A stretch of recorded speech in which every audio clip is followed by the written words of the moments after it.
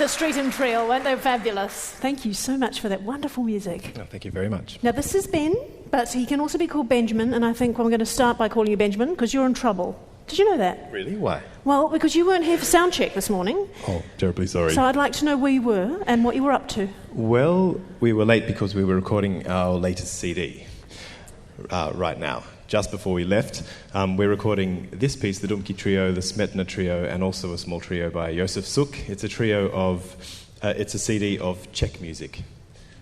Right, well, that's a good excuse. Thank you. Yes, and that's really late, right? The latest CD, like just making it now. So you had a bit of a warm-up doing the Domkey Trio Yes, in we the did. recording studio today. Best preparation. That's fantastic. Now, we've been talking through the show to each performer about building a music career. And so I just wanted to get a bit of an idea. When you were starting to build your career, what did you find was easy and what was hard and what was difficult from what you expected when you came out of your studies? Well, I think what took me a little while to understand was that you had to really think for yourself musically. And I found this on the first day that we actually went to the European Chamber Music Academy that you mentioned in the lead-up. The first day we were there, this academy is full of eminent musicians, the best chamber musicians in the world, who were giving us advice.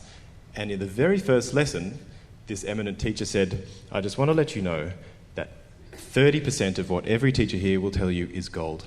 70% of what they're going to tell you, you can completely forget about and it won't help you at all. Did they tell you which bit you needed? That's the thing. He said, the thing is, you don't know which one is which, and we can't tell you because we don't know either. So you really have to decide for yourself. So I think that really hit home with us, that we knew that we had to find our own path, that we really had to find what was right for us. And so we've taken that attitude ever since. And you were touring when you were part of that academy, right? We were touring. Actually, this academy was held in a different European city every month. So every month we would go to, say, Vilnius, and then we'd go to Vienna. It was based in Vienna mostly, and then Paris, and a lot of other places as well. So it was a dream come true for us. My goodness, it's like a tour. It was like a tour. And we also got to play in festivals as part of the academy. And we always had lessons from the same core of people, but different people also in each city. So it was very, very instructive for us. And great exposure as well. So you've got people coming to festivals that are seeing you even before you've launched your career. Absolutely.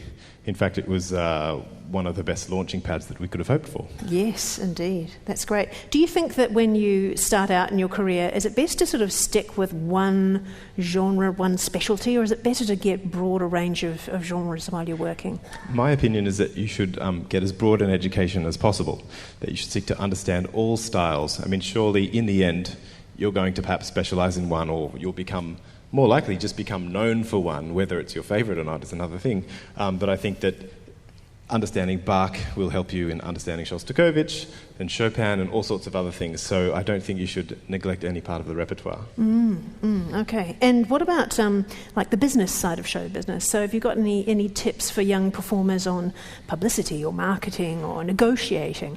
Well, I think one thing I would like to get across is the idea that you shouldn't wait too long to start your career.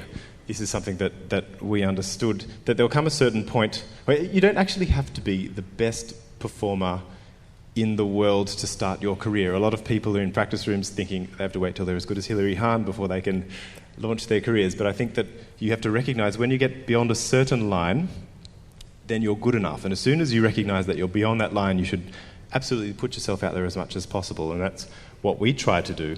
And our moment was when we found out we were the only Australians to get into the Melbourne International Chamber Music Competition. And so we realised that the eyes of the world would be on us, and we recognised that this was our time. And so we put out a CD. Surf the wave, right? Absolutely. We put out a CD in advance of that competition, and we've put out 4 CDs since, and we've seen that as an important part of our exposure. Magnificent. Now, have you got all 4 CDs out on the foyer for our audience today? We do, actually. Yeah, there you go. You've got plenty to choose between. And your next concert is at the Independent Theatre? That's right. Great. And if you ever want to book Streeton Trio for a fabulous concert, we can come to your website. Would that be right? Yes. So that's Streeton with Streeton, streetontrio.com. Okay, thank you so much to Ben Kopp from the Streeton Trio. Thank you.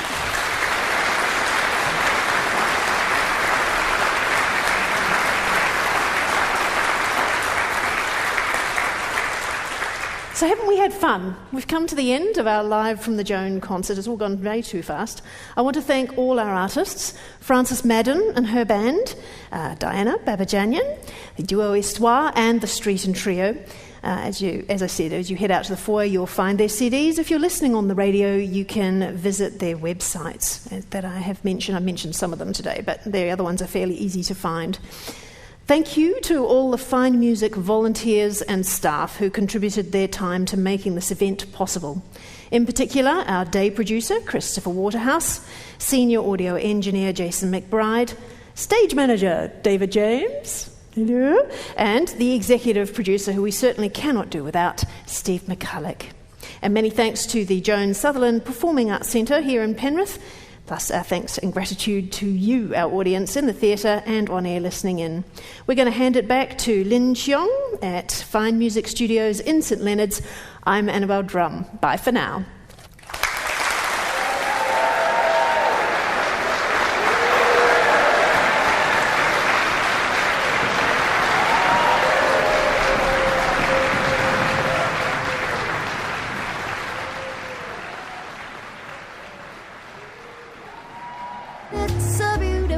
Fine Music and the Joan Sutherland Performing Arts Centre present Live from the Joan.